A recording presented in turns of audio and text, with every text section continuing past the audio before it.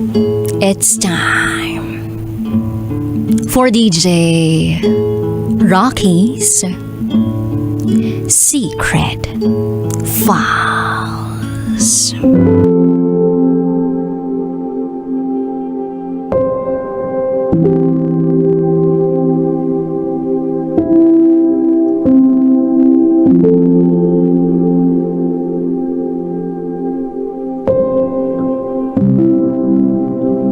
Ipinakasal ako ng pamilya ko sa iba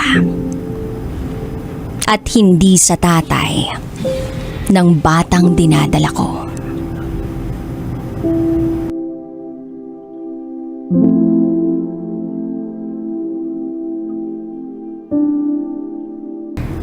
Hi DJ Rocky.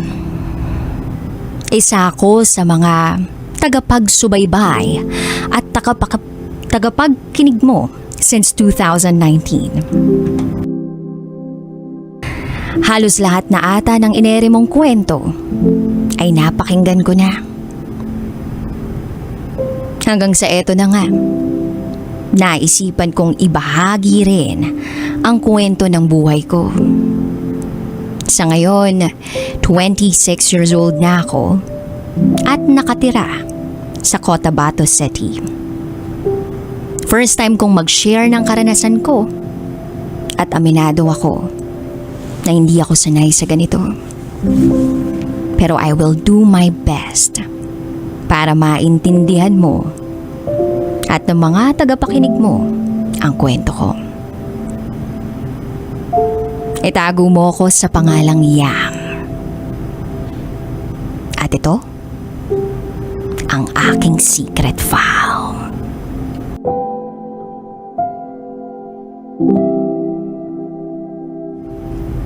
Taong 2015, noong umuwi ako sa probinsya namin, galing ng Maynila, nang may ipinakilala sa akin ang best friend kong itago natin sa pangalang Sue. Ipinakilala noon sa akin ni Sue ang isang lalaki sa plaza. Naitago naman natin sa pangalang Tan. Nagkakilala kami ni Tan at agad kaming naging close sa isa't isa.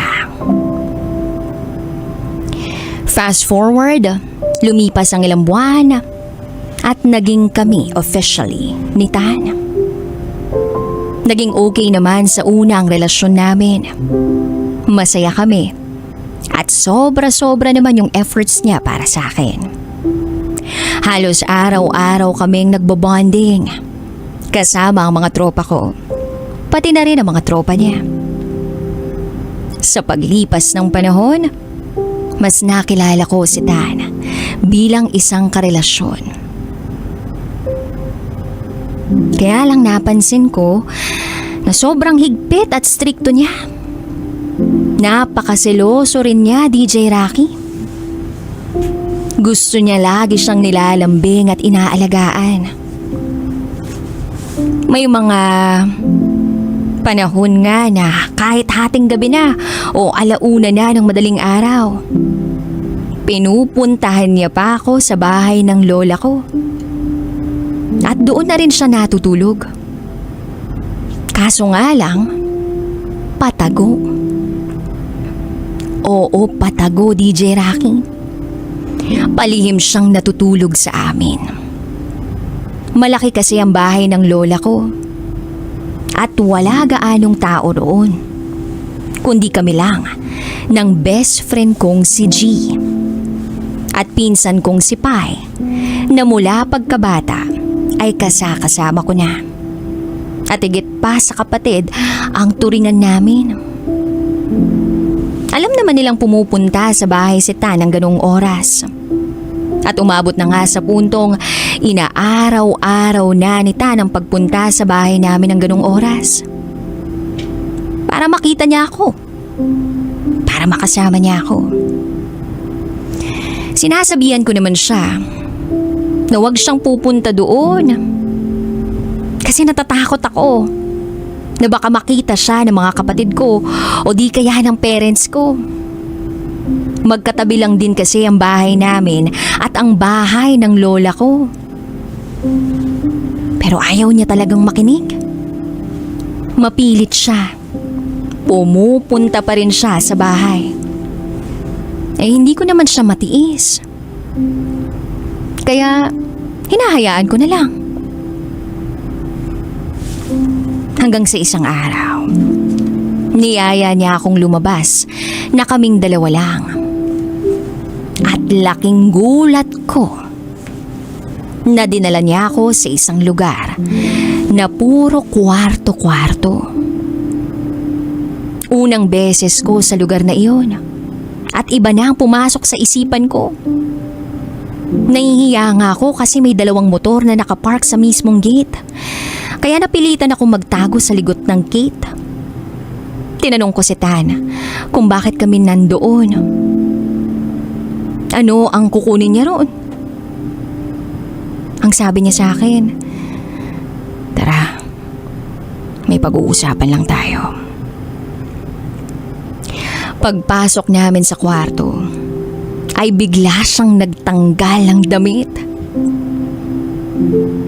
Pagkatapos noon ay pilit niya na akong hinuhubaran. Gusto kong magpumiglas, gusto kong magmakaawa. Nahiwalayan na lang niya ako at palabasin. Kaso ayaw niyang pumayag at wala akong magawa. Masyado siyang malakas.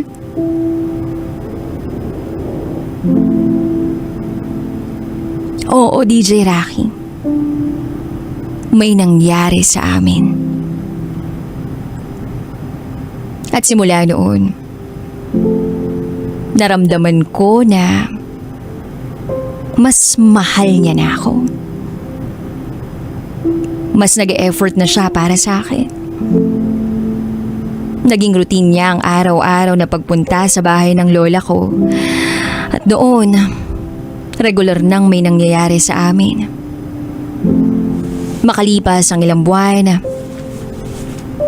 ay sinadya niyang galawin ako kahit na alam niyang may period ako. Natakot ako na baka mabuntis niya ako. At sabi niya, hindi naman raw ako mabubuntis. Kasi ayon sa tita niyang nurse, hindi raw mabubuntis ang babae kapag may period. Lumipas ang ilang linggo, hindi bumababa ang lagnat ko. Palagi na akong nagsusuka. Wala akong kapera-pera noon. Buti na lang, nandoon ang pinsan kong si Pai. May natitira pa siyang pera na dapat sana ibaon niya, pero binigay na lang niya sa akin. Ibinili niya ako ng PT o pang pregnancy test. At nag-test ako. Akala ko negative ang resulta. Tumalon-talon pa nga ako sa sobrang saya. Kumpiyansa na ako na trangkaso lang ang nararamdaman ko. Pero lumipas ang ilang segundo. Lumabas yung pangalawang guhit sa PT. Yung saya ko, napalitan ng hagulgol. Pakiramdam ko, katapusan na ng mundo ko. Natatakot ako sa mga magulang ko, lalo na sa tatay ko. Ine-expect niya kasi na sa aming lahat na magkakapatid, ako ang makakapagtapos ng pag-aaral. Sobrang laki ng tiwalang ibinigay niya sa akin, DJ Rocky, kaso sinira ko ang tiwala ng tatay ko, pati na ng mga kapatid ko. Kaya sa sobrang takot ko, sumagi sa isip kong ipalaglag na lang ang bata sa sinapupunan ko. Kinausap ko si Tan tungkol sa naisip kong plano.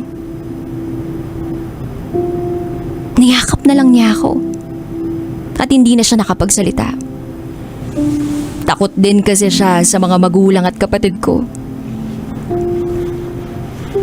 Isang araw pumunta ako sa isang manghihilot. Malaki na raw yung bata sa sinapupunan ko. At mahihirapan na raw akong ipalaglag yun. Nakailang balik na ako roon at wala pa rin nangyayari. Kaya sumubok ako sa isa pang manghihilot. Pero hindi ko alam na kinausap pala ni Tan yung bagong hihilot sa akin na ayusin ang pagkakapwesto ng bata sa sinapupunan ko at hindi raw namin ito ipalalaglag. Lumipas ang ilang araw. Nangangailangan na ako ng perang panggastos. Araw-araw nagbibigay naman si Tan sa akin ng pera pandagdag sa ipon namin. Isang araw nagkasiyahan kami ng mga tropa at mga pinsan ko.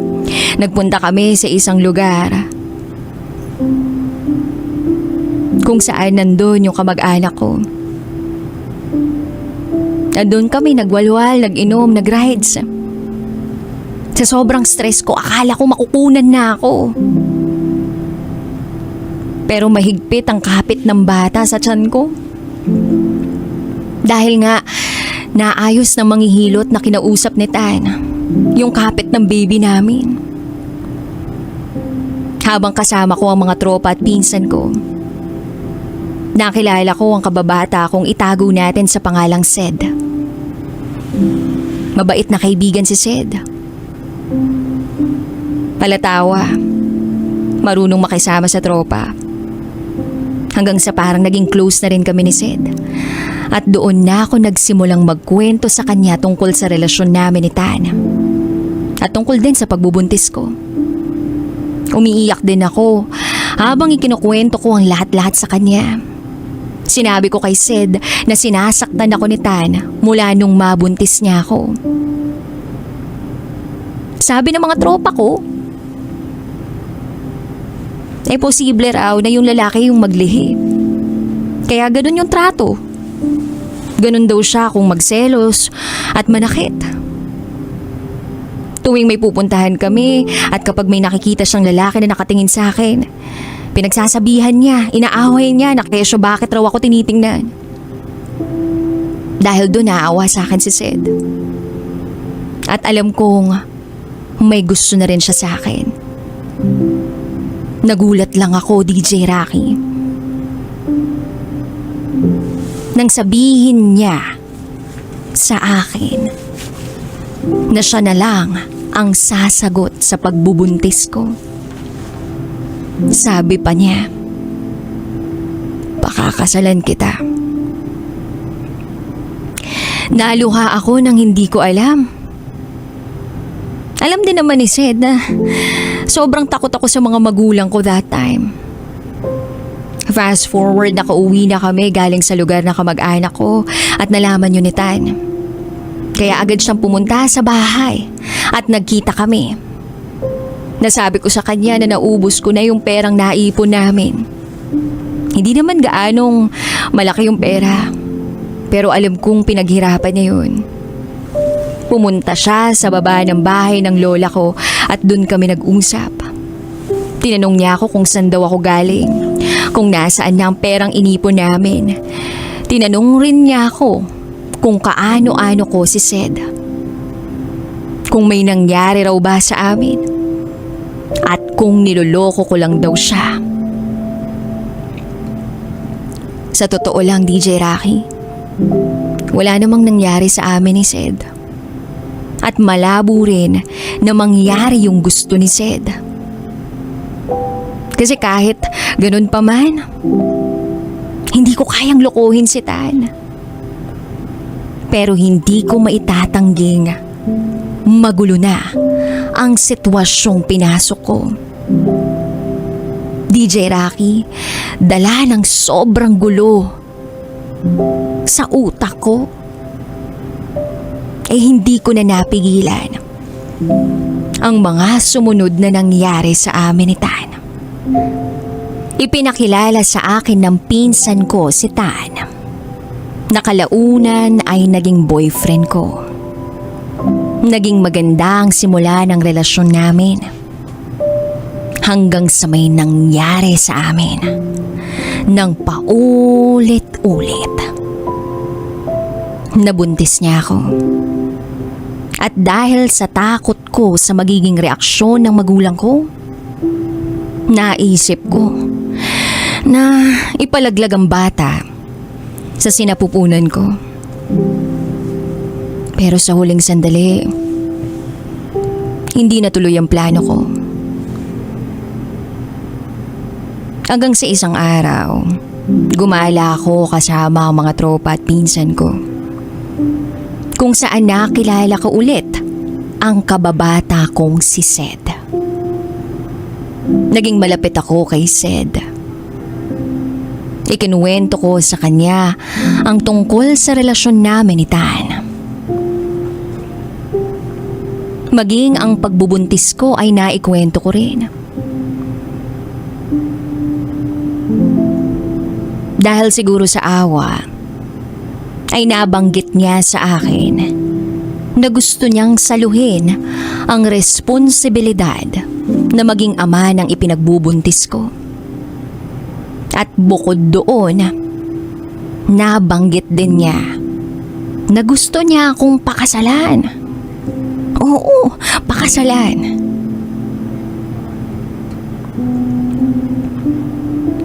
Pag-uwi ko sa bahay namin galing sa galaan, ay nagkausap agad kami ni Tan.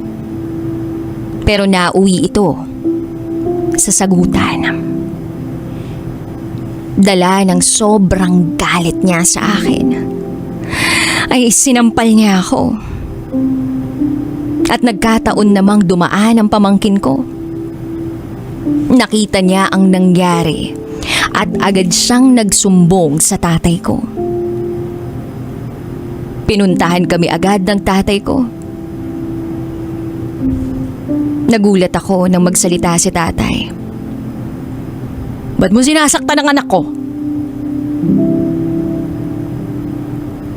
Pagkatapos noon ay hindi na nakapagpigil ang tatay ko. Binugbog niya si Tan. Hindi lumaban si Tan, bagkus ay lumuhod pa ito at humingi ng tawad. Pero nung araw na yun, DJ Rocky, nagkagulo sa bahay.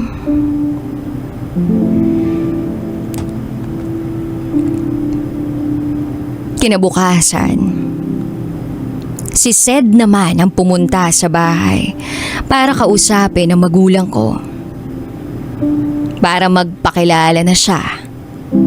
Siya ang boyfriend ko.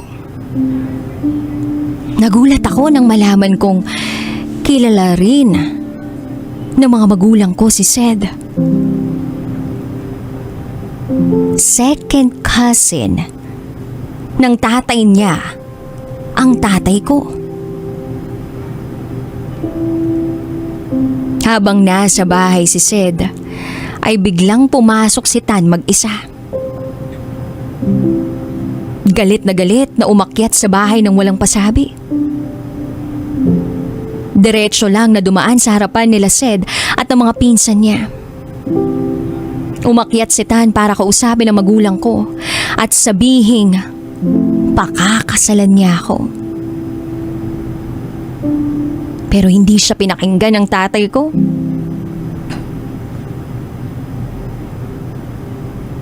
Pinauwi lang siya ng tatay ko. Mahal ko po ang anak niyo. Hindi ko na narinig ang iba nilang pinag-usapan. Nalaman ko na lang na umalis na si Tan sa bahay at umuwi na sa kanila para kausapin ang mga magulang niya. Makalipas ang 2 araw, bumalik si Sed kasama ang mga magulang niya para mamanhikan. Natapos ang usapan nila at nagsiuwian. Makalipas ang 1 oras, bigla namang dumating si Tan at nagsabi, "Ipapakasal niyo si Yam sa iba? Paano yung anak ko? Paano yung nasa sinapupunan niya? Maglilimang buwan na siyang nagdadalang tao." Walang takot na sinabi ni Tan sa pamilya ko ang katotohanan, DJ Rocky. At oo, doon pa lang nila nalaman na buntis ako.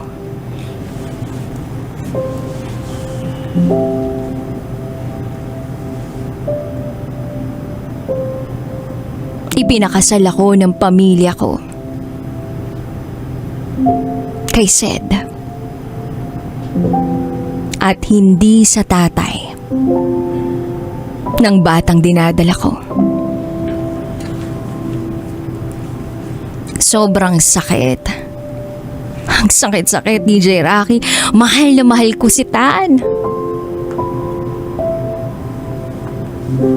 Oo, sinasaktan niya ako. Pero alam kong dala lang yun ng pagseselos at yung sinasabi nilang paglilihi niya. Pero wala akong magawa. Wala akong magawa. Mas pinili ko na lang na sundin ang magulang ko.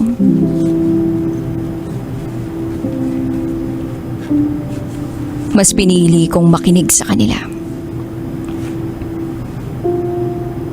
Then 2 weeks na lang, ikakasal na kami ni Sed. Nang malaman ni Tanang tungkol doon,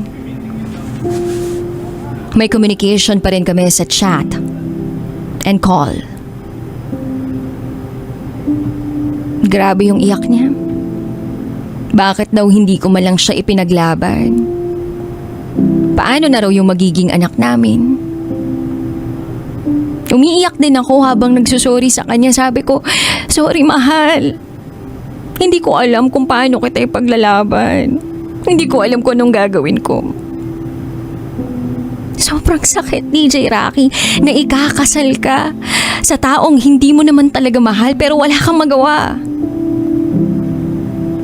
Itinigil ko na ang pakikipag-usap kay Tan. Kasi ilang araw na lang kasal ko na eh. Fast forward. Naikasal na nga kami ni Sed. Masasabi ko namang mahal na mahal ako ni Sed. Inaalagaan niya ako ng sobra. Inaalagaan niya kami ng baby sa sinapupunan ko. Araw-araw niya akong ipinagluluto at tinutulungan sa mga gawaing bahay. Ultimo paglalaba, ginagawa rin niya. Pagka-uwi niya galing trabaho, sobra yung pag-aalaga niya sa akin. Hanggang sa mga anak na ako sa panganay ko. Mahal na mahal niya ang anak ko kahit alam niyang hindi siya ang totoong tatay nito. Gumigising siya ng madaling araw para siyang magbantay sa anak ko. Habang ako naman ang natutulog. Makalipas ang ilang buwan, naisipan kong mag-apply abroad. Dala ng kagipitan at kagustuhan kong matulungan si Sed sa lahat. Para na rin sa pangarap namin. Nung una ayaw pumayag ni Sed. Pero mapilit ako kaya pumayag na lang siyang mag-abroad ako. Fast forward, nakaalis ako. Makalipas ang ilang buwan. Marami akong narinig na maling balita tungkol sa asawa ko. Na may ibang babae raw ito. Nung una ayokong maniwala. Pero dumating na rin sa punto na ang mga kapatid ko na ang mismong nagsasabi. At ang sabi pa, minsan na lang pumunta sa bahay namin si Sed. Hindi nagtagal umuwi ako ng Pilipinas. Hindi ko na tinapos ang kontrata ko. Kinausap ko si Sed at sinabi ko sa kanya na dahil sa mga nalaban ko, gusto ko nang makipaghiwalay sa kanya. Kasi nangihiya na ako sa lahat ng ginawa niyang pambababae. Hindi naman siya ganun dati, DJ Rocky. Ganun ba talaga yun kapag nang ibang bansa ka? Pag wala ka sa tabi niya, hahanap na lang siya ng iba. Nangyari lang naman yun nung nang ibang bansa ako eh. Kaso ayun, ayaw niyang makipaghiwalay. Ang sabi niya, Bigyan ko pa raw siya ng pagkakataon. So binigyan ko siya ng isa pang pagkakataon. Naging okay naman uli kami. Maganda na ulit ang pagsasama namin. Akala ko nagbago na siya. Pero akala ko lang pala. Makalipas ang ilang buwan, nabuntis ako. Sa pagkakataong ito, si Sed na mismo ang tatay ng batang nasa sinapupunan ko. Mahigit 7 buwan na yung tiyan ko nang malaman kong may babae na naman siya. Umaalis ng bahay 4:00 ng madaling araw at uuwi ng 12:00 ng tanghali para sabayan akong mananghalian. Tapos lalabas uli siya ng 1:00 ng hapon at uuwi ng 10:00 ng gabi. Nakakapagtaka kasi dati 6:00 pa lang ng gabi nasa bahay na siya. Hinayaan ko lang siya kasi sabi ko, baka pursigido lang magtrabaho. Nag-overtime lang. Then one day tinanong ko siya, "Mahal, nasaan ang pera mo?" Sabi niya nasa bag niya. Sabi ko, kunin mo nga at titingnan ko. Hinuhuli ko lang siya, DJ Rocky, kasi nakakaramdam talaga ako ng kakaiba. Pati na rin sa mga ikinikilos niya. Nang wala na siyang maipakita, doon na kami nagsimulang magsigawan. Nagwala na ako. Sobra yung stress na ibinigay niya sa akin. Hanggang sa napaamin ko siya na may ibang babae talaga siya, na hinahatid sundo pa niya. Hindi pala siya nagtatrabaho kundi gumagala kasama ang babae niya. Sobrang sakit. Nadagdagan palalo yung sakit ng isang gabi. Napansin ko na hindi na gumagalaw ang baby sa sinapupunan ko. Hindi ko pinansin nung una kasi sabi ko baka naninigas lang. 8 buwan yung tiyan ko noon nang bigla akong nakaramdam ng pananakit. Manganganak na pala ako, DJ Rocky. Dinala ako ng nanay ko sa klinik ng paanakan. At doon ay sobra akong nasaktan na feeling ko mamamatay na ako sa sakit na nararamdaman ko. Iniere ko yung anak ko. At paglabas nito, ay wala na siyang buhay. Sa sobrang stress ko, hindi ko na namalayan yung anak ko. At yun yung araw na parang gusto ko na ring mawala sa mundo.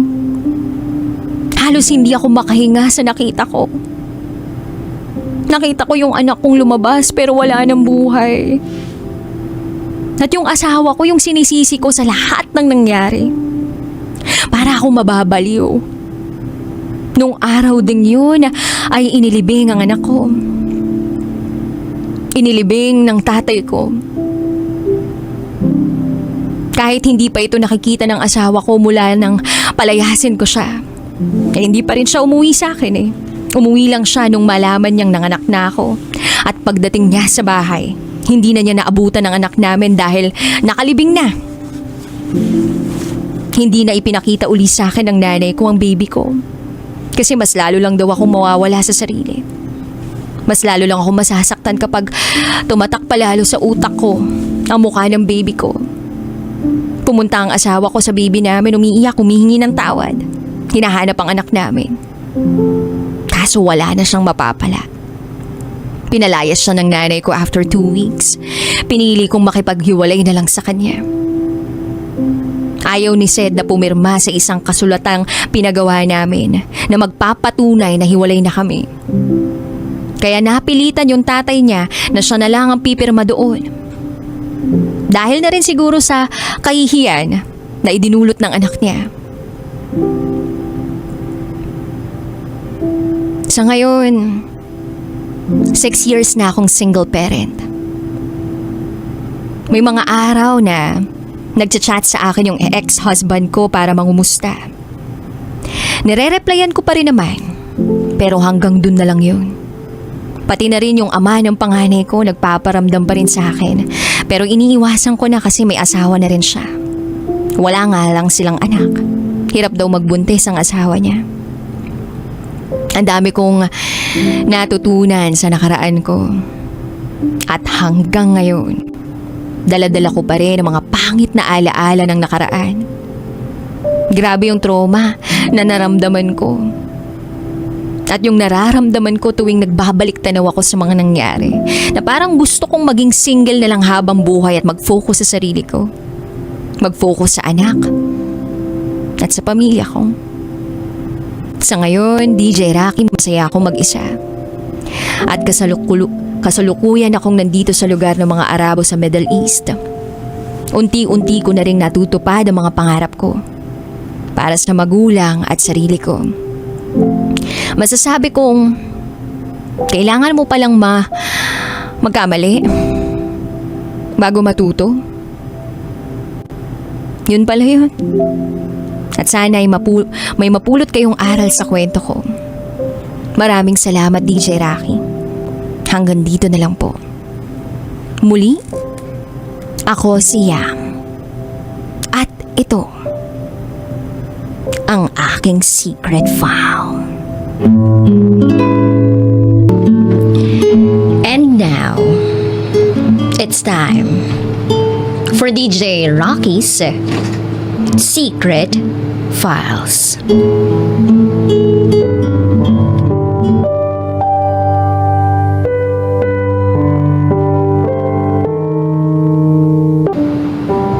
Hindi novena yung naabutan ko, kundi isang wedding mass. Mukhang mayaman ang ikinakasal. Sa dami ba naman ng magagarang sasakyan sa labas ng simbahan at sagara ng ayos sa loob ng simbahan, masasabi ko talagang, ay, malamang mayaman o may kaya ang ikinakasal. Hindi naman sarado ang pintuan ng simbahan. Kaya akmang papasok na ako sa loob nang makita kong tumatakbong papalabas habang umiiyak ang napakagandang bride. Parang sa pelikula ang eksena na napaisip ako kung totoong kasalan ba ang nagaganap or shooting lang yon ng mga artista. Pero sa tingin ko kasi hindi shooting lang yung nagaganap kundi totoo ang kaganapan sa paligid ko. Dahil sa papasok pa nga lang ako noon, dinig na dinig ko ang dialogue ng groom at ng bride. Naabutan ng groom si bride, sabay hawak sa braso nito.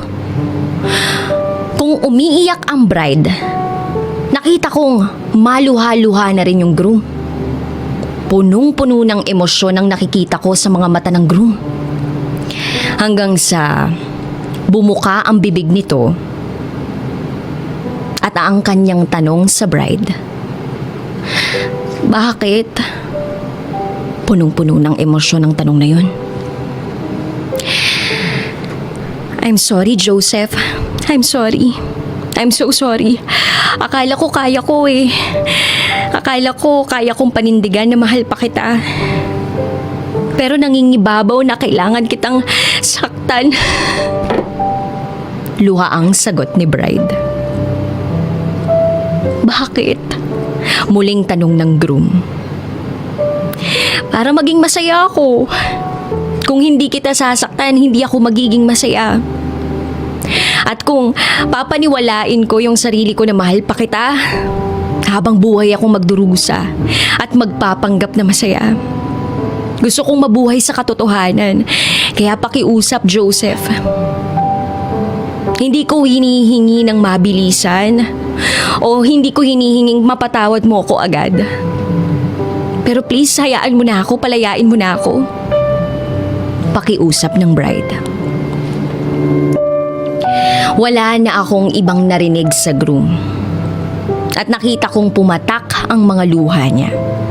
At mabilis na binitiwan ang braso ng babae. Umalis ng bride sumakay ng kotse. Ang groom naman bumalik sa unahan. Luhaan siya, pero nagawa niya pa ring magsalita sa unahan. Nadinig ko humingi siya ng pasensya sa mga bisita nila. At naisip ko nga, totoo nga ang nangyari. Nung mga oras na yun, ang totoo kong nararamdaman, galit. Galit na galit ako sa babae. Grabe no? May totoo palang ganun. Totoong tao na kayang makapanakit ng kapwa para maging masaya. Yung kayang maging masaya habang may nasasaktan. Kung ako kasi hindi ko kaya yun eh. At yung naramdaman ko para sa groom, awa. Gusto ko siyang yakapin ng mga oras na yun. Sabihin sa kanya na huwag ka nang umiyak. So pagkatapos ng nasaksihan ko na yun, hindi ko na naisip na makikita ko pa uli yung groom. Nagmamadali akong lumabas ng simbahan pagkatapos kong magnovena. Nagmamadali ako noon kasi may hahabulin pa akong klase. Ako kasi ang magre-report sa araw na yon sa first subject ko. At sa pagmamadali ko, sumalpok ako sa matikas at malapad na dibdib. At nang pagtingala ko, nang makabawi ako, nakilala ko ang lalaki. Yung groom. Pasensya na po, sir. Humingi ako ng sorry. Okay ka lang ba, miss? Tanong nito sa akin. Noon ko lang naramdaman, nakahawak pa lang 2 kamay nito sa bewang ko. Okay lang po ako, sabi ko. Sabay kawala sa pagkakahawak niya sa akin. Feeling ko noon, lahat ng dugo ko umakyat sa mukha ko. Kahit hindi ko nakikita yung sarili ko sa salamin, alam ko pulang-pula yung mukha ko ng mga oras na yun. Kasi napahiya ako eh. Mabilis akong tumalikod at umalis nang hindi man lang ako lumilingon kay Mr. Groom. Palabas na ako sa eskwelahan namin nang mapalingon ako sa pagtawag sa akin ng kaklase ko. Sabi, "Bella, wait lang." Napatanong ako bakit. "Check mo yung gamit mo. Tingnan mo kung anong nawawala sa'yo." Ako naman, kaagad kong kinapa ang bulsa ng palda ko. Pagkapa ko, wala na yung cellphone ko. Patay! Yung cellphone ko wala. Yung pagkakatanda ko, huling hawak ko sa cellphone ko nung palabas ako ng simbahan. Sabi, kung may nawawala daw akong gamit, pumunta daw ako agad sa kantin. Kilala ko daw yun sa muka. Sabi sa akin ni Karen. Na parang nanunukso tapos kumindat pa sa akin. Nagpasalamat ako na lang dun sa kaklase kong yun. Kung hindi nga lang mahalaga sa akin yung cellphone ko na yun hindi ko na yun kukunin pa. Kaso, nag-i-load kasi ako. So, hindi ko alam yung feeling pero hiyang-hiya na ako. At ayaw ko na sanang makita pa uli yung Mr. Groom na yun. Feeling ko kasi, ang bobo-bobo ko para mabangga sa dibdib niya. Sa dami ba naman ang pwedeng mabanggaan, diba? Bakit sa kanya pa? So, no choice ako kundi puntahan siya sa kantin. Papasok pa lang ako ng kantin, kitang-kita ko na si Mr. Groom. Nagpakilala siya sa akin. "Hi, I'm Joseph." Kung ano yung ginaspang ng kamay ko nung inabot niya sa akin yung kamay ko, kamay niya, yun naman ang lambot ng palad niya. Bahagya niya pang pinisil ang palad ko bago niya bitawan. Pagkatapos namin mag-shake hands, inilabas niya na yung cellphone niya. Cellphone ko. "Nahulog mo kanina," pinulot ko. Tinangka kitang habulin para ibalik sa'yo pero ang bilis mo eh. Nakangiti pa ring sabi nito. Kung noon, nakita ko siya sa simbahan na lumuluha, awang-awa ako sa kanya. Sa pagkakataong ito, ay, pulang-pula ang buong mukha ko. Ngiting-ngiti pa siya. Basta, hindi ko na masyadong pahahabain pa ang kwento. To make my story short, naging magkaibigan kami ni Joseph ng halos 1 taon. Sa loob ng 1 taon na yun, mas nakilala ko yung pagkatao niya. Na-share niya sa akin yung kwento ng pag-ibig nila ni Sally. Yung bride na nang iwan sa kanya sa araw ng kasal nila sana. Makailang beses na raw siyang nagmahal. Pero paulit-ulit lang siyang nasasaktan. And then, after 6 months, nanligaw siya. Sinagot ko siya. Noong una, naninibago ako sa estado ng relasyon naming dalawa. Una, malayo yung agwat ng edad namin. 11 years yung gap namin. Isa siyang doktor. Ako naman, kolehiyala lang. Pogi siya, samantalang ako, tingin ko sa sarili ko, hindi naman ako kagandahan. Napakasimple ko lang kasi. May pagka-boyish pa ako. Hanggang sa graduating na ako ng college, ipinakilala ako ni Joseph sa parents niya. Grabe, kabang-kaba ako nun.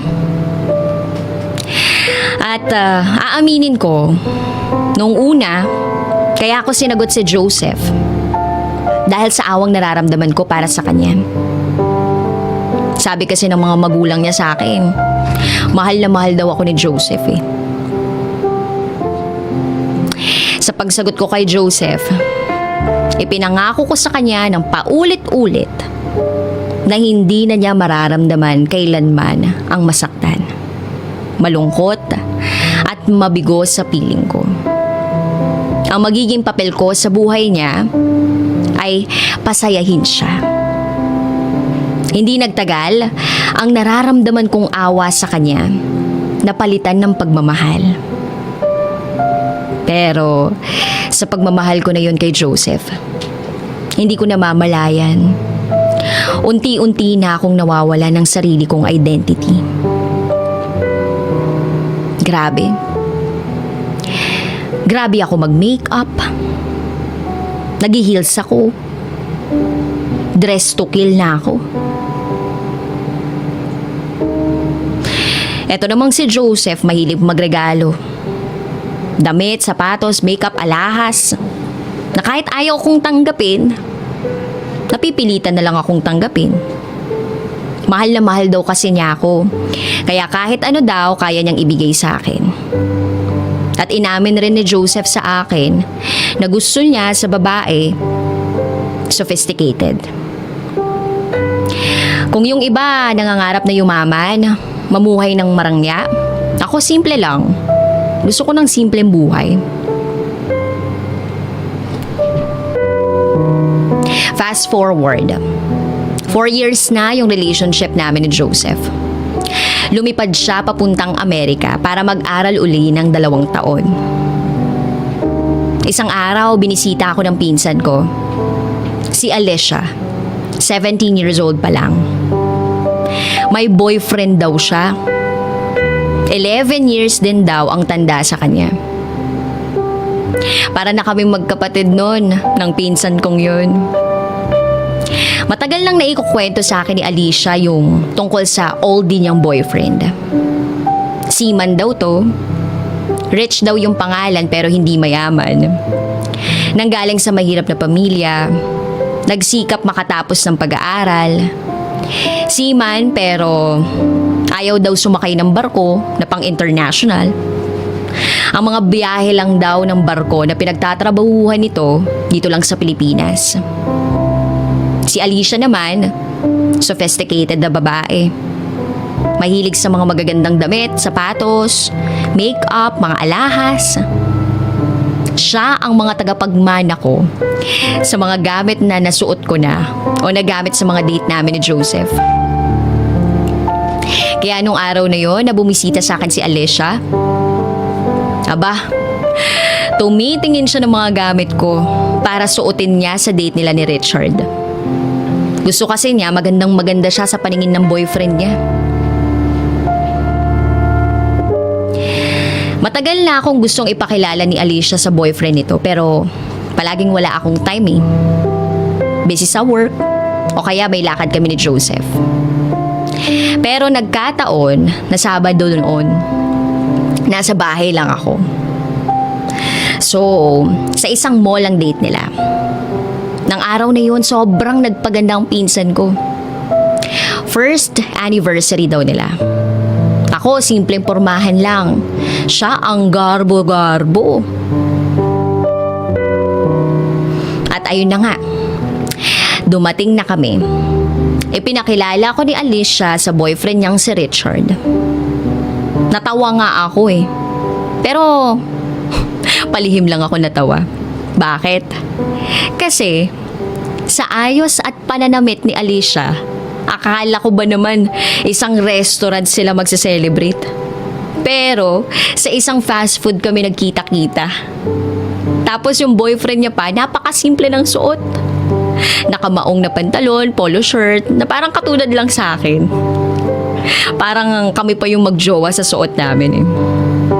In fairness naman kay Richard, may sense of humor. Yung tipong hindi mo lang siya ibo-boyfriend. Pwede rin siyang itropa ni Alicia. Gwapo. Tapos, mas lalong nagpapagwapo yung mga chinito niyang mga mata. At yung dimple niya, parang kay Aga Mulak. After naming magkita ng araw na yon, 2 months, again, pumunta sa bahay namin si Alicia. Nakasimangot ang muka. Visit na visit ang pinsan ko kay Richard. Kasi, hindi daw naalala nito yung monthsary nila. Ang gusto niya, i-text ko daw si Richard at sabihin ko na galit si Alicia na pinsan ko kasi hindi nito naalala ang monthsary nila. Kung iisipin, napaka-childish ng pinsan ko, 'di ba? Hindi pa siya matured para makipagrelasyon. So, ganito yung nangyari. Napilitan na lang ako. Nag-hi ako kay Richard. Nagpakilala ako. Tapos nakapagkwentuhan niya kami. Nabanggit ko na rin yung gustong sabihin ng pinsan ko sa kanya na nagtatampo nga si Alicia. Nagkataon lang daw naman na naunahan siya nito. Ganun pa man, lagi naman siyang bumabawi sa mga pagkukulang niya sa pinsan ko. Actually, kung ako yung tatanungin, naiintindihan ko naman si Richard eh. Siyempre, sa dagat nakabase yung trabaho niya. Swerte na sa isang buwan kung makauwi, 'di ba? Parang boyfriend ko rin. 'Di ba? Workaholic din ang boyfriend ko. Halos hindi na nga makalabas sa ospital. Pero bumabawi din ng bongga kapag day off. Pero nag-aalala pa rin sa akin. Nag-aalaga. At hindi niya nakakalimutan na iparamdam sa akin na mahal niya ako. Papadeliver ng bulaklak sa office, chocolates. Dinidate pa rin ako pag nagkikita kami. Anyway, lumalim ang pagkakaibigan namin ni Richard dahil kay Alicia. Para bang ako yung naging tulay nila? Sa tuwing magtatampo si Alicia, sa akin tumatakbo si Richard para magpatulong. Hanggang sa na-feel ko na komportable na kami sa isa't isa. Di ko namamalayan, araw-araw na kami magkausap ni Richard.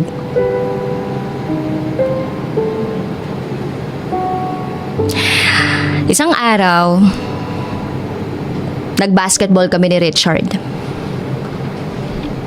Bigla na lang siya napasabi ng, "Napapagod na ako sa pinsan mo, Bella." Sabay buntong hininga. Yung pagmamahal ko at pasensya ko. Kakalabas ko lang noon sa trabaho ko nang biglang may yumakap sa likuran ko. Kahit hindi ako lumingon, alam ko si Joseph yun. I miss you, sabi niya. Sumagot ako ng, I miss you too, sabay yakap sa kanya. Kinagabihan, habang nakaiga ako sa kama, paulit-ulit kong tinatanong yung sarili ko, talaga bang na-miss ko si Joseph? Parang hindi ko naman ma-feel na totoo ko siyang na-miss. Pero, bakit pag kay Richard, iba yung nararamdaman ko? Hanggang sa may nag-text sa akin. Si Richard.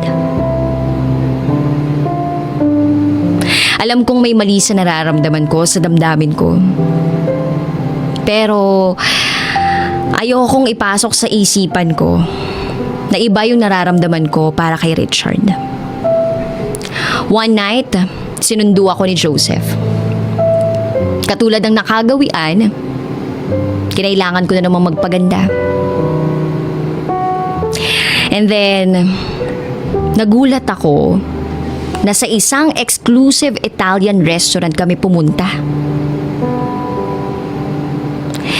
And then, bumati siya sa akin ng Happy 5th anniversary, my dear. Oh my!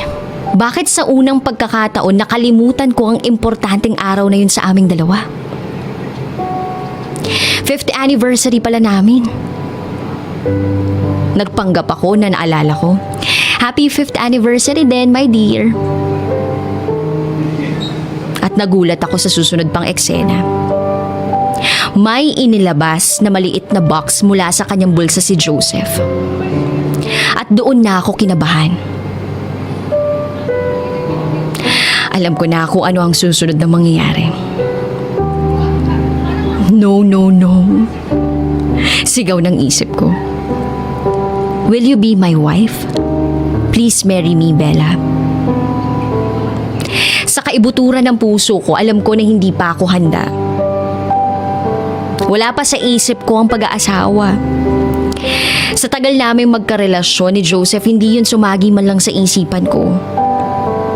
Gusto kong sumagot ng I'm sorry, hindi ko matatanggap. Pero nang makita ko yung happiness niya sa mga mata niya, tapos habang tumatagal yung oras, napapalitan yun ng pag-alala at para bang mangyak-ngyak na siya. Nahabag ako, naawa ako. Minsan ko na siyang nakitang ganun. Hindi ko kayang ako pa mismo ang bumigo sa kanya. Kaya sinapu ko ng mga palad ko ang mukha niya at pinawi ko ang mga luha niya. Hindi ko na rin mapigilan ang maluha. Alam kong may nagbago sa nararamdaman ko. Pero hindi ko pala siya kayang masaktan. Tutuparin ko ang naipangako ko sa kanya na sa piling ko, hindi siya masasaktan pang muli. Hindi ko gagawin ang ginawa ng ibang babae sa kanya. Bakit ka umiiyak? Sabi ko, habang kuha ng singsing at ako na mismo ang nagsuot nun sa daliri ko. Nagsabi siya ng, akala ko kasi hindi mo tatanggapin eh. Natakot ako. Ibig bang sabihin yan, yes na? Sabi ko na lang, sinuot ko na, diba? Of course, I will marry you. Mabilis pa sa isang segundo, ginawaran niya ako ng isang mainit na halik sa labi.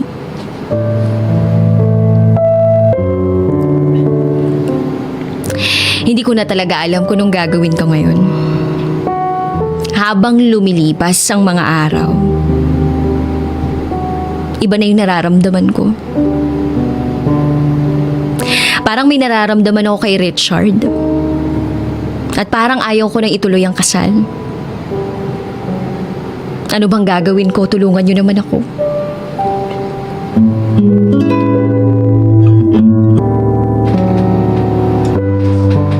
Pangit ako. Kaya binubuli ako.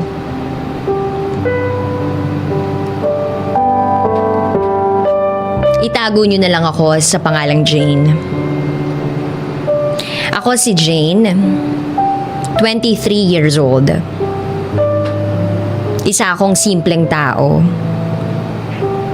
Tahimik, mahiyain, nerd, hindi marunong makihalubilo sa mga tao. Pangit. Siguro, ito yung mga dahilan kaya lagi akong binubuli. Noong nasa kindergarten ako, in-enroll ako ni Mama sa private school. Medyo may kaya naman kami. By the way, supplier ang parents ko ng isang handcrafted products sa isang kilalang company. Minsan, kapag wala akong pasok, sinasama nila ako sa pagde-deliver ng products sa company. Kailangan, maaga kaming umalis ng bahay para hindi kami matraffic at para hindi malate yung products sa delivery time. Minsan nga, pag hindi kami nakakakain ng agahan, nag-i-stop over kami sa fast food para mag-almusal. Pag-uwi naman, nagda-drive-thru pa rin para may makain yung mga kapatid ko. Ganun ako lumaki. So, first day of school nung kindergarten ako, hinatid ako ni Mama sa school. Yung mga classmate ko, umiiyak. Kasi ayaw nilang umalis yung mga mama nila. Ako naman, para bang nakisabay lang ako. Napaiyak na rin. Pero hindi nagtagal, nauto na rin ako at hindi na rin ako umiiyak. Pero yun, hindi ko sinusumbong sa mama at teacher ko. Minsan kasi nagsumbong ako, pero hindi naman sila gumawa ng aksyon. Ayaw ko ring magkagulo, kaya sinarili ko na lang. Hanggang sa nag-elementary ako, ganun pa rin.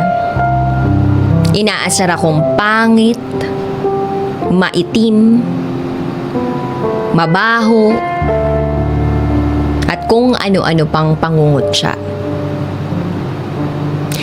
Yung bag ko nga, minsan, tinago sa CR. Tapos naalala ko, sabi ng isang classmate ko, ay, pag sumama si Jane sa field trip, babaho sa loob ng bus. Tapos nagtawanan lahat ng mga classmate ko sa room. Hindi naman ako mabaho. Naliligo naman ako araw-araw. Basta, lahat ng sakit, sinarili ko. Kasi sanay na ako na tahimik lang ako. Basta hindi ko na lang sila pinansin.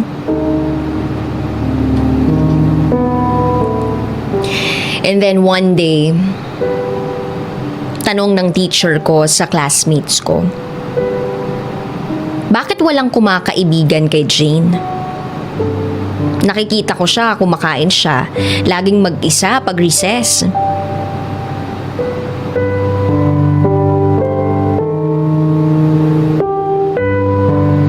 Nang mga panahong yun,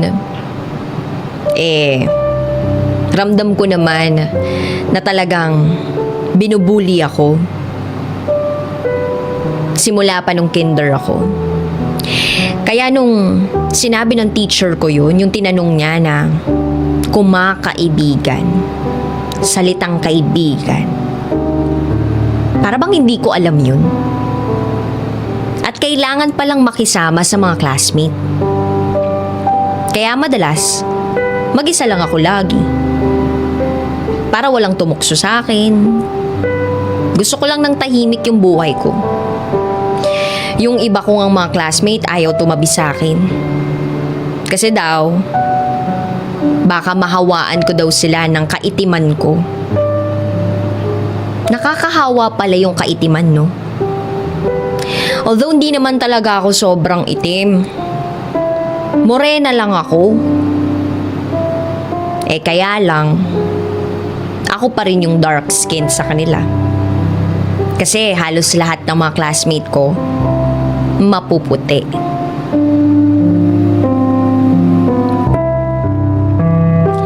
Hanggang sa dumating yung ika-7th birthday ko.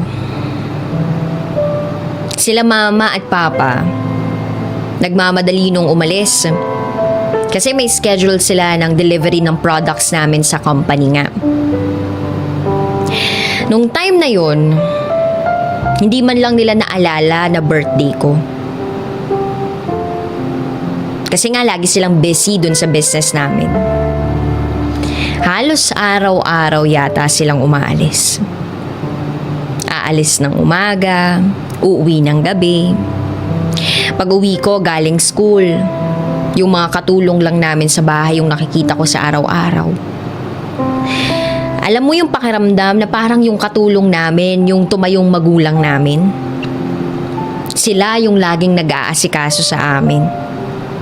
Kasi laging wala yung mga magulang ko. Sabi ko na lang sa mama ko, "Ma, birthday ko ngayon." Ang sagot lang ng mama ko sa akin, "Ay, oo nga pala. Ay, sige na, aalis na kami. Nagmamadali na kami ni papa mo. Mag-uuwi na lang kami ng pagkain, ha?" Nung araw na yun, sobrang lungkot ko. Hindi nila naalala na birthday ko dahil sobrang busy nila. Pakiramdam ko na pagkakaitan ako ng pagmamahal. And then graduating na ako sa elementary. Biglang nagka-problema sa business namin. Kaya magtupi ng mga damit at magwalis sa buong bahay. Tapos, inilipat na kami sa public school para makatipid. Kasi nga hindi na kaya ng magulang ko na pag-aralin ako sa private school. Actually, lahat kaming magkakapatid. 4 kami. Noong unang pasukan, naninibago pa ako kasi private to public school. Sabi ko, ganito pala sa public school. Kulang yung upuan, yung iba nakatayo na lang. Sobrang siksikan sa room. Tapos, sa isang libro, 5 kaming estudyante na gagamit. Kasi 'di ba sa private school, tigi-isa bawat estudyante ng libro. Pero ayun nga, habang tumatagal naman, nasasanay na ako. At nakakatuwa namang isipin kasi nasasama ako lagi sa top noong first year high school ako.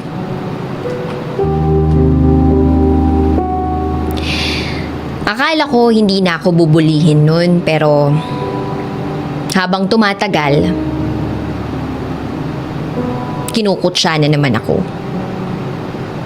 Kinukutsa ako ng mga classmate ko.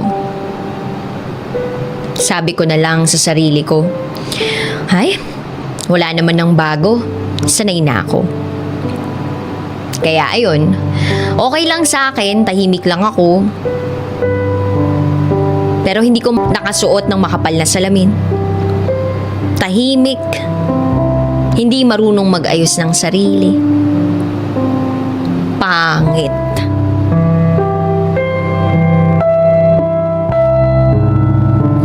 Hanggang sa makatapos na ako ng high school, puro pambubuli yung naranasan ko sa buhay. Kaya noong college ako, naisipan kong kumuha ng kursong Hotel and Restaurant Management. Kasi nakikita ko yung mga HRM students Ang gaganda nila. Ang gaganda ng mga suot nila. Sabi ko, ay, baka dito sa kursong ito, mabago ko ang sarili ko. Sa una at pangalawang taon ko sa college, hindi pa ako marunong mag-ayos. Ganun pa rin yung ugali ko. Tahimik. Tapos yung panlabas na itsura ko, maitim pa rin ako. Nakasuot pa rin ng makapal na salamin. Kaya palagay ko, dahil doon, walang kumakaibigan sa akin. Nabubuli pa rin ako. Pero sabi ko nga, hindi na bago sa akin yun. Pero napapatanong din ako sa sarili ko. Bakit kaya ganito sila sa akin? Simula nung nag-aaral ako, bata pa ako, hanggang sa nag-college ako, lagi na lang akong binubuli. Ano bang problema sa sarili ko? Kinakausap ko yung sarili ko habang umiiyak mag-isa sa kwarto.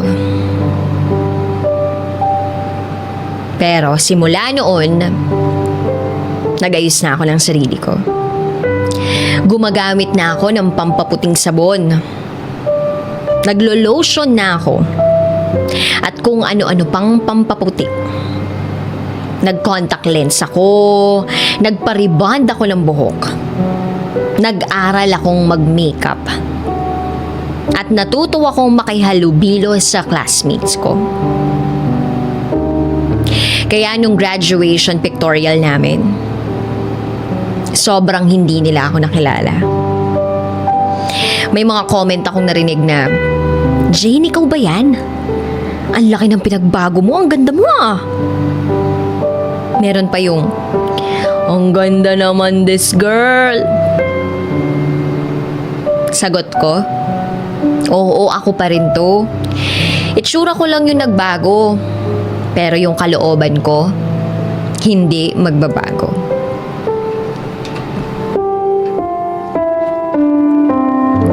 Hanggang sa makatapos na ako ng 4 na taon sa kolehiyo na may kursong HRM.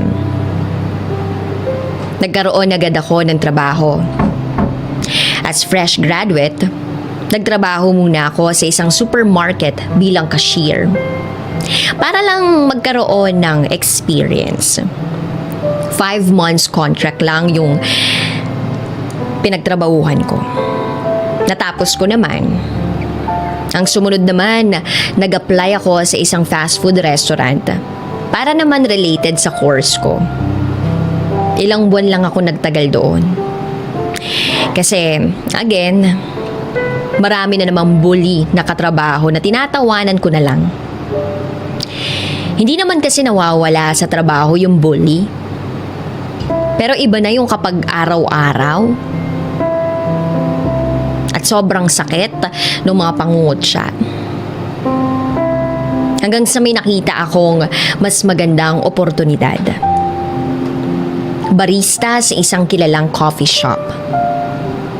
Doon natanggap agad ako. At ito ang pinakamasayang naging trabaho ko. Mahigit 1 taon ako sa trabahong to. Pagkatapos nito, sumubok akong mag-apply bilang barista sa mga agency dito sa Manila. Yung pa-abroad, marami akong pinuntahan na agency. Marami akong pinuntahan na interviews. At dumating yung time na puro rejected ako. Yung pakiramdam na nawawalan na ako ng pag-asa. Pero sabi ko sa sarili ko, susuko na ba ako? Baka hindi pa ito yung tamang oras para sa akin. Yung pakiramdam na halos rejected ka. Nakakaluha. Yung para kang zombing naglalakad papauwi ng bahay. Rejected na naman ako sa interview na pinuntahan ko. Siguro yung pinuntahan ko noon, pang-8 na.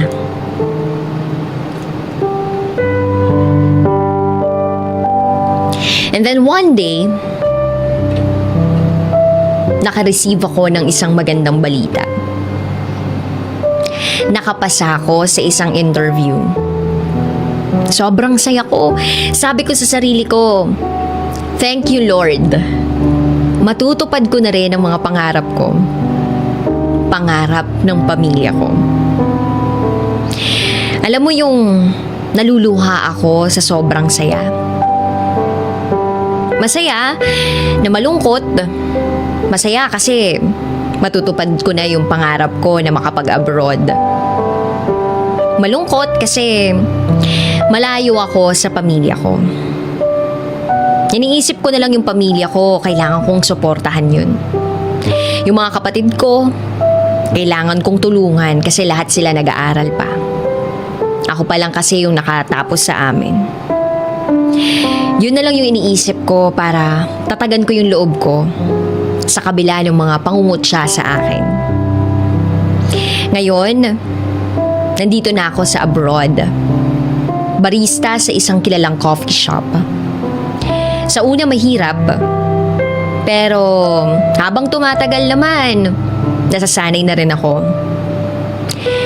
Iba yung kultura nila dito kesa sa Pilipinas. Iba ang batas. Lahat iba. Pero lumalaban ako.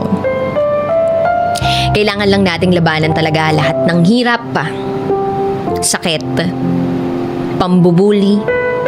Kailangan ng sakripisyo at dedikasyon kung may gusto kang marating.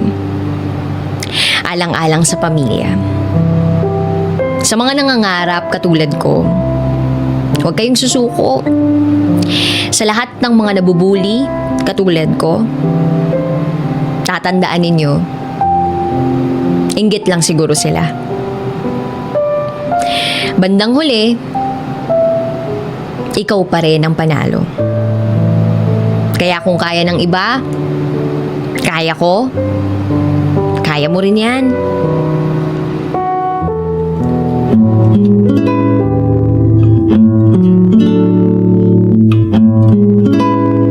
Pinaniwala kami ng girlfriend ko.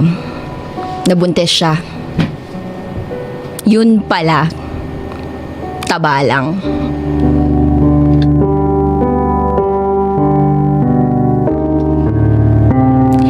Itago niyo na lang po ako sa pangalang Ram. December 2016. Noong nagkita kami ng pinsan ko na si Fred sa Manila. Sinabi niya agad sa akin na may girlfriend daw siya na ang pangalan ay Andy.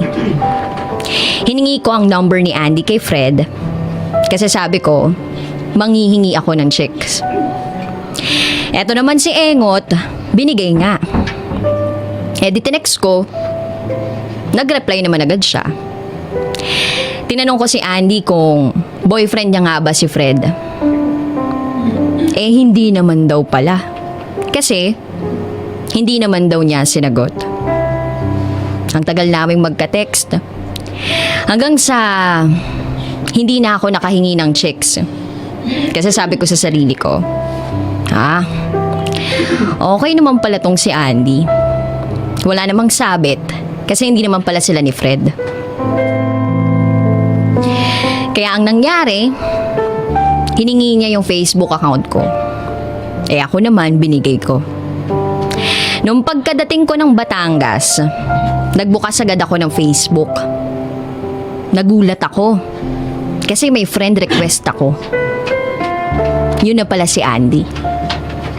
Di ako naman tong si Malande, accept agad.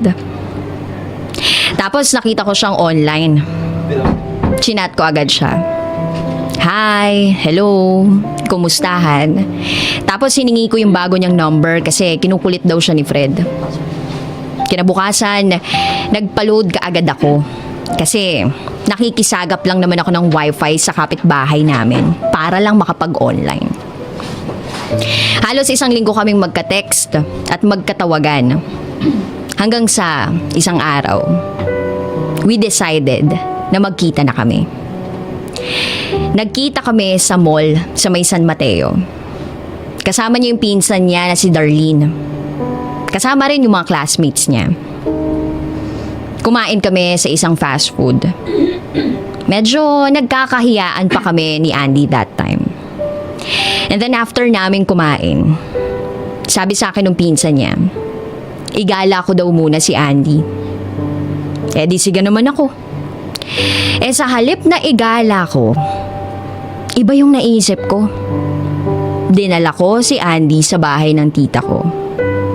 Siyempre, dumada-moves ako sa kanya para maging komportable siya sa akin.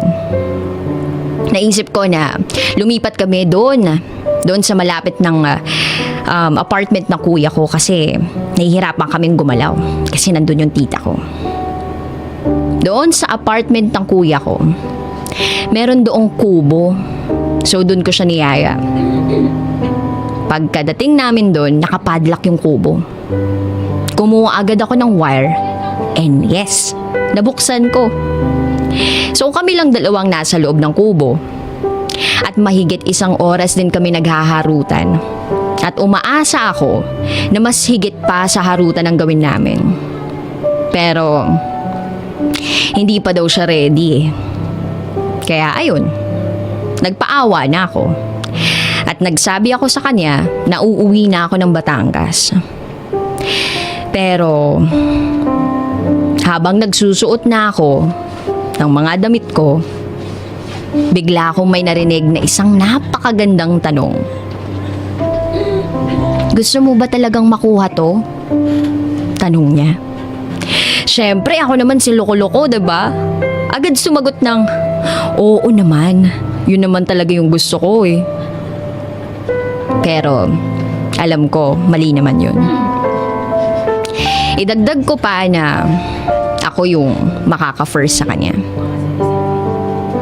Sinabi ko sa kanya na hindi ko siya lolokohin.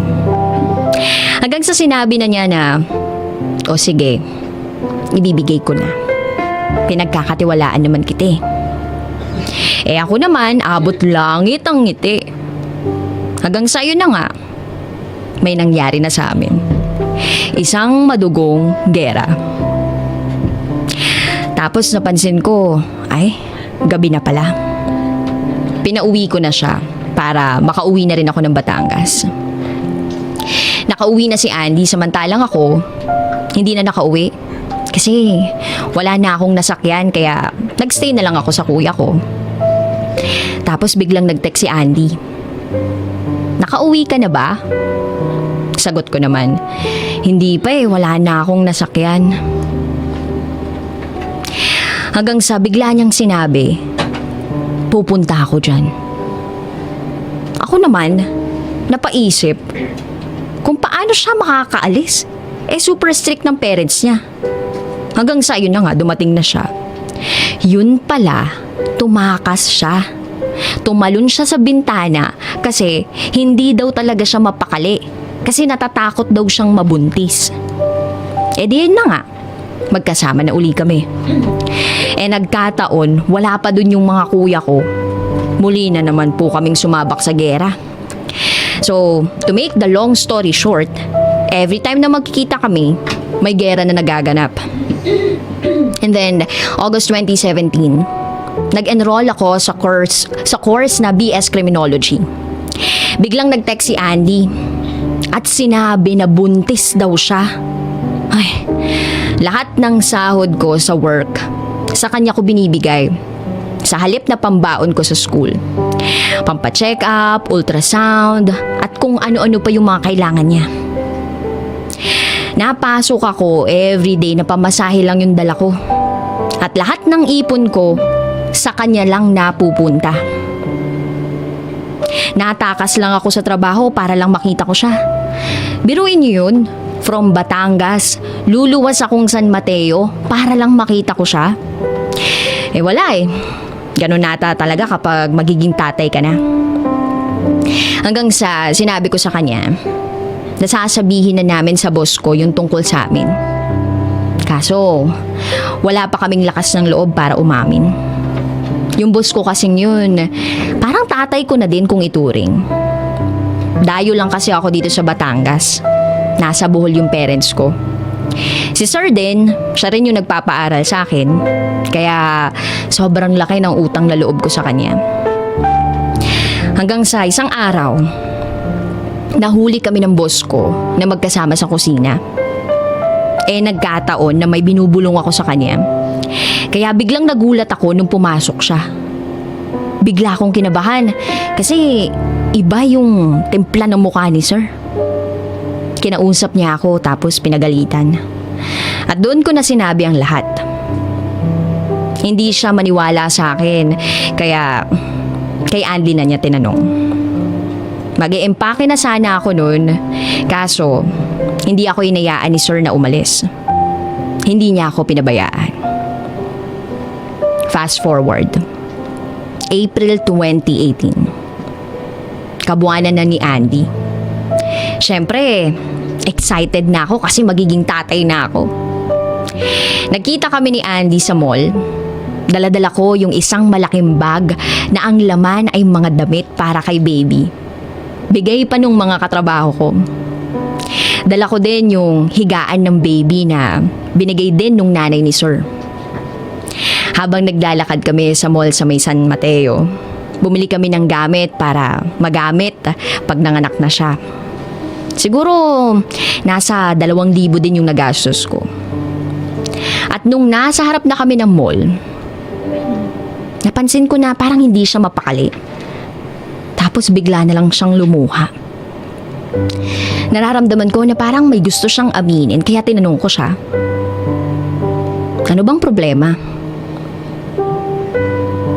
Natakot ako bigla. Kasi ang nasa isip ko baka hindi ako ang at hinatid ko na lang siya sa kanila. At nung nasa kanila na kami, doon lang din nalaman ng pamilya niya na hindi siya buntis. Pati pamilya niya, dinamay niya sa kasinungalingan niya. Sobrang nagtataka sila na hindi siya buntis kasi bilog naman yung tiyan ni Andy. Tsaka, biglang taba talaga siya. Alagang-alaga ko siya noon habang nasa kanila ako. Pinagluluto ko siya, binibilhan lahat ng gusto niyang pagkain, lalo na kapag naglilihi siya. Prutas, chicken, ice cream, binibigay ko lahat. Kapag nasa Batangas ako, magte-text yan na gusto daw niya ng prutas. Ako naman magpapadala agad ng pera sa kanya. At kung sasabihin niyo sa akin kung bakit hindi ko man lang napansin o nahalata na nagpapanggap lang siya, ganito kasi yan. Pag nakita niyo kasi siya, aakalain niyo talaga na buntis siya. Kasi payat si Andy noon eh. Tapos, nagpunta rin siya sa trabaho ko. At sabi ng mga katrabaho ko parang buntis daw talaga. Tsaka sino ba namang hindi maniniwala na buntis? Kapag magkasama kami at hinahawakan ko yung tiyan niya, nilalagay ko yung tenga ko sa tiyan niya at sinasabi niya na, "Ram, si baby nagalaw." Ako naman si Uto-Uto, tuwang-tuwa. Tapos malalaman ko ngayon, wala palang laman yun. Tapos sa tuwing bibigyan ko siya ng pampa-ultrasound nun, lagi kong sinasabi na sasamahan ko siya. Pero lagi niya namang sinasabi na wag na daw. Sila na lang daw nung pinsan niya.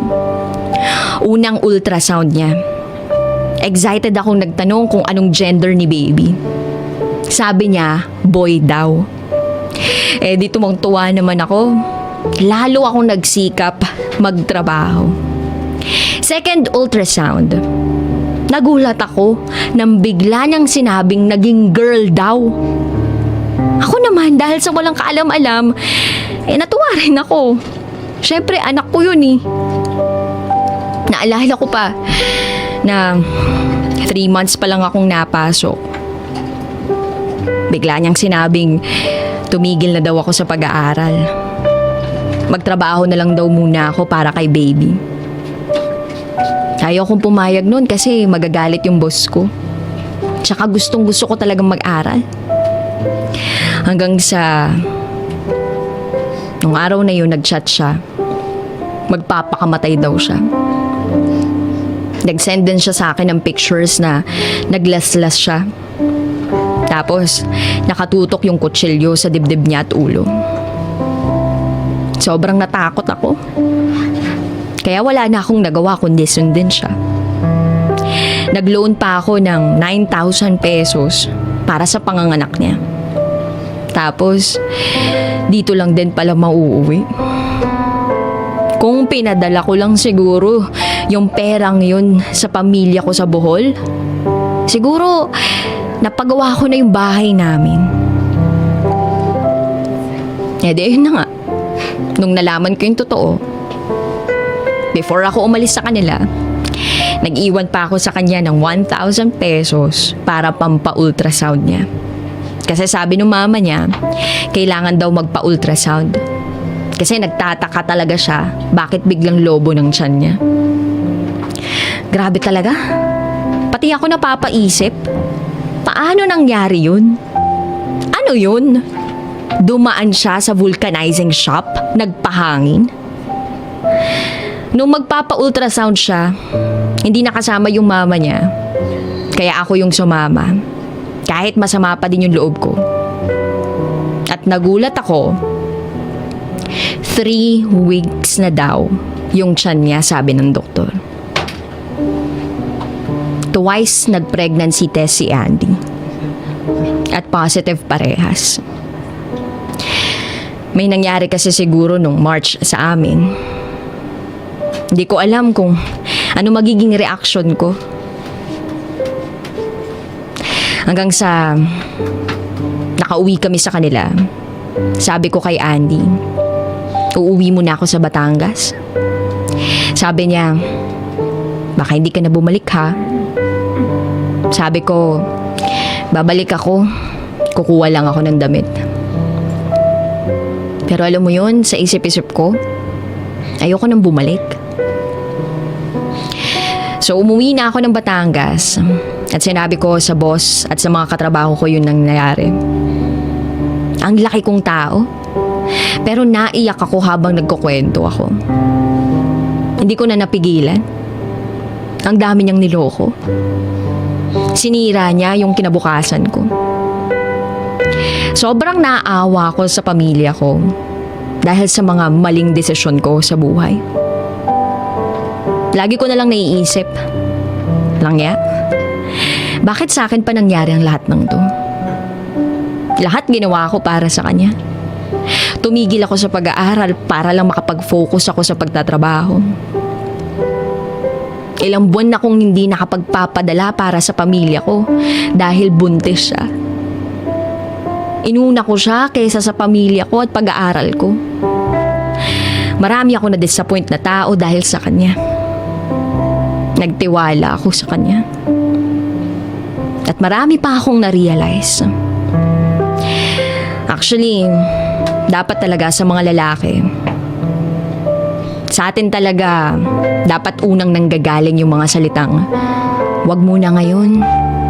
Dapat kapag kasal na tayo, hintayin natin ang tamang panahon. Tsaka, dapat hindi yun yung hinihinging regalo ng mga lalaki hanggat hindi pa sila kasal. Nasa huli talaga yung pagsisisi. Sa puntong ito, habang ginagawa ko to, sobrang nangingibabaw pa rin yung galit at panghihinayang sa nangyari. Hindi ko alam kung kaya ko pang mahalin si Andy. Pero willing naman akong panagutan yung bata.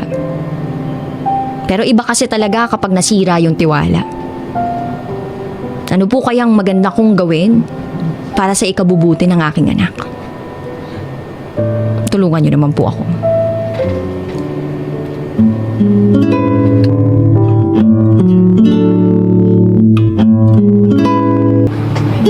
It's time for DJ Rocky's Secret Files.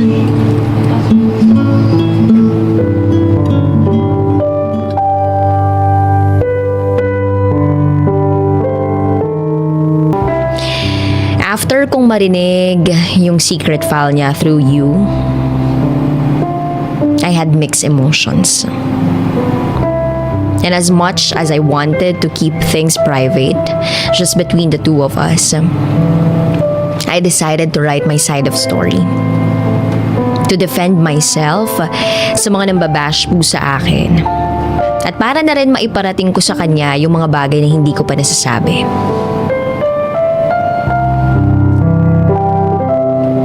During our early years of childhood,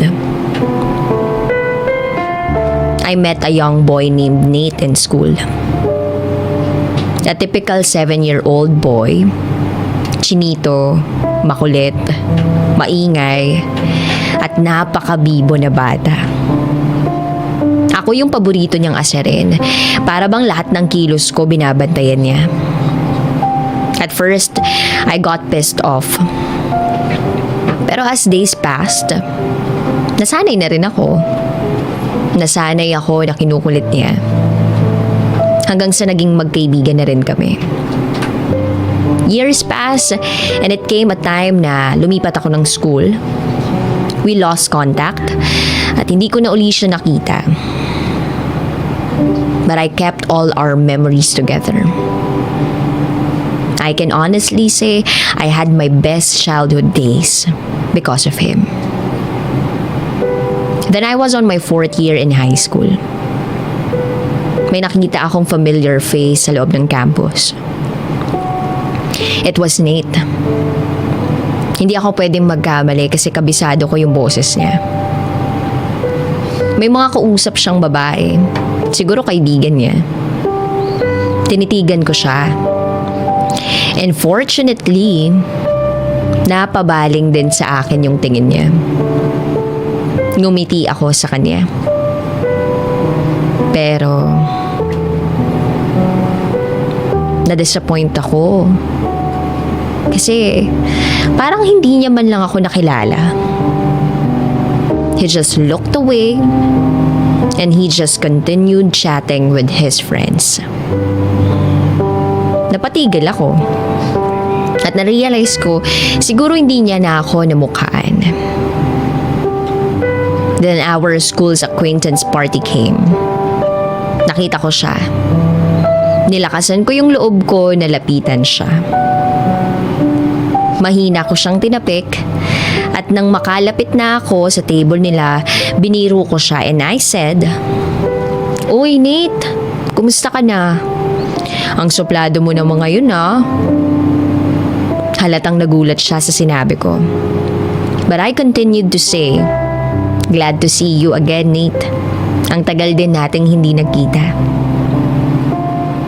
Then he replied and said, "Oo nga, okay naman ako, ikaw." Bago pa ako nakasagot, a sweet music played. Inaya niya akong sumayaw. At ayun na. I gladly accepted his invitation.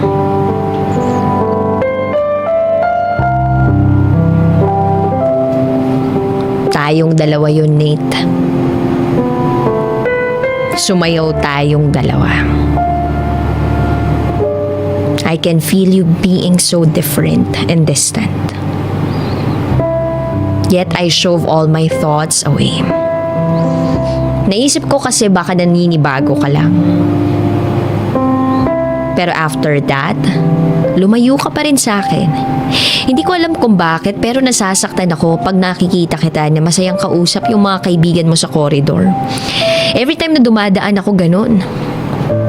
Hindi mo lang ako kayang batiin. Masakit para sa akin yun. Pero anong magagawa ko? Things have changed. Fast forward, graduation day na natin. Pinuntahan kita sa classroom nyo to personally congratulate you. Kaya lang bad timing yata ako. Kasi may kausap kang babae. Halatang malapit kayo sa isa't isa. So I stepped back. When I was heading back to my classroom, it was so weird. Para bang may kakaiba sa sarili ko. Para bang masakit yung puso ko. To my surprise, may luhang pumatak galing sa mata ko. Well, I guess I just had my first heartbreak from my first love. After that, life goes on for me. I graduated at napalapit ako sa mga manliligaw ko. And then, merong isang manliligaw ako doon na very decided. I fell in love with him. Then we decided to get married. But things messed up. And for so many reasons, we got separated. Naiwan ako kasama yung anak ko. My son, his name is Seth. He just turned 5 years old when I decided to work overseas. Then isang araw, a message popped up. It says, "Hello, kumusta ka na?" And that message came from you, Nate. Aaminin ko natuwa ako. It's been years since I last saw you. Pero pinili kong i-ignore yung messages mo. Naisip ko kasi na magkaiba na tayong dalawa. Napakadami nang nangyari. Pero you pursued and even called me. Sinagot ko yung call mo at nag-usap tayo. Hanggang sa naging routine ko na yung kwentuhan natin araw-araw. Parang bumalik yung dating ikaw nung mga bata pa tayo. I know kahit hindi ko man aminin, I have already fallen for you again. For the second time. Pero sa kabila ng lahat, hindi ko narinig sa'yo yung salitang mahal kita. In my situation, sobrang hirap mag-assume.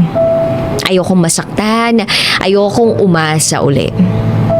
Baka kasi, ang tingin mo sa akin, malapit na kaibigan lang ako. Then I went back home. And to my surprise, nagbakasyon ka rin pala. We got to bond with each other. And you even got close to Seth. Pag nakikita ko kayong magkasama ni Seth, sobrang saya ko. Na hinihiling ko kay God na sana ikaw na nga yung binigay niya sa amin. Everything was almost perfect. Akala ko lang pala. Because an unfamiliar girl messaged me. Ang babaeng ito, sinasabi sa akin na siya daw yung girlfriend mo. Umasa na naman pala ako sa wala. I assumed so much. Bakit mo nga ba ako pipiliin? Ako na separada at may anak? Siyempre hindi. Who's in their right mind would do that? I guess I must misunderstood everything. Gusto ko kitang i-confront, but I realize wala naman pala akong karapatan. We are not even lovers. Ang sakit lang kasi you taught me so much in life. Unconsciously, you made me become so dependent on you. So I cried discreetly. At kung meron mang isang bagay na sobrang galing ko, magaling ako magtago ng nararamdaman ko. I wanted to breathe and stay away from you that time. So it was a blessing in disguise nang magkaroon ako ng trabaho away from home. I worked in Hong Kong and I slowly pick up the pieces in me.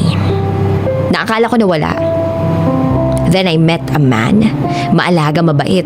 Yung tipong hindi ko pa man nasasabi sa kanya yung isang bagay, ginagawa niya na agad ng solusyon. Matalino siya at gentleman. He was years away older than me. So, na-fall ako sa kanya. He is so easy to love. He became my boyfriend. Oo, may asawa siya that time, but he was already processing his divorce, which just became official when he got his divorce granted. We lasted for 5 months. Only for me to find out that he is migrating to New Zealand. Nakipag-iwalay ako sa kanya because di na ako naniniwala sa long-distance relationship. wala rin akong planong sumunod sa kanya doon. Nagkakausap pa rin tayo, pero I set my limitations when it comes to you. Alam ko kasi na pagkakaibigan lang ang kaya mong ibigay sa akin. And then, I had my annual leave for after a year and a month. Nakapagtaka, pero nagulat ako dahil umuwi ka rin. I was confused. Iniisip ko, nagkataon lang ba na nagsabay na naman yung bakasyon natin o sinasadya mong umuwi kapag pauwi na rin ako. Pero syempre, hindi ko na itanong pa sa'yo yun. Yung pader na pinaghirapan kong itayo to distance myself from you, unti-unti mong tinibag nung sumama ka sa aming magpunta ng Singapore. Again, all my defenses were useless when it comes to you. Akala ko I guarded my heart well. Pero mas lalo yatang lumalim yung pagmamahal ko sa'yo sa bawat araw na nakakasama ka namin ng anak ko. Then first and second day natin sa Singapore, naging napaka-busy ng itinerary natin. Then on the third day, ramdam kong this time it's different. Kasi napaka-clingy mo sa akin. Hinalikan mo ako sa noo ko, niyakap mo ko after experiencing Singapore's nightlife. On our last night in our hotel, tsaka pa lang ako nagkaroon ng chance to check my phone.